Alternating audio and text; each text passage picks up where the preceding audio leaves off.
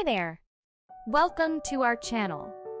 Learning languages by listening and practicing. Let's start. 1. Missing equipment. Mr. Jones, our group doesn't have the graduated cylinder for the experiment.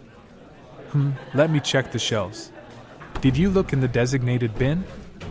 Yes, we did, but it's empty. Don't worry, Aisha. Maria's group might have an extra one they can share.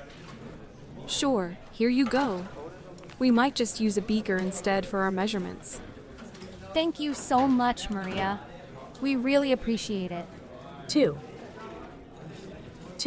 Confusing instructions. Excuse me, Ms. Lee? I'm struggling to understand the steps for the frog dissection. Of course, David. Can you point out the part that's giving you trouble? It says dissect the abdominal cavity, but I don't know exactly where that is. No problem. See here on the diagram? This area between the lungs and intestines is the abdominal cavity. Oh, I see now.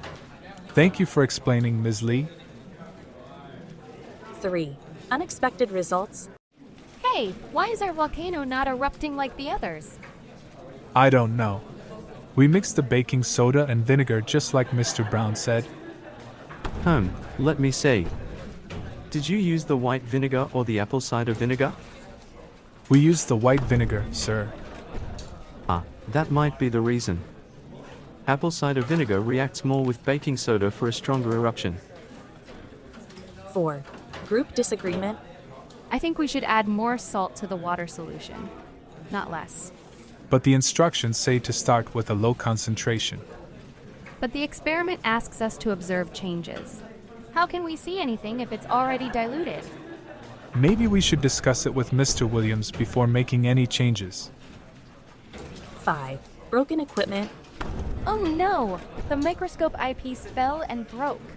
Stay calm, Yasmin. Let's see if we can find another one in the storage cabinet. There's only one other microscope, and it's already being used by another group.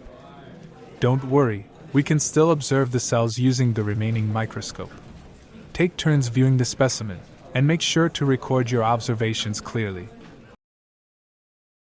Thanks for watching. Don't forget to like, comment, and follow our next videos.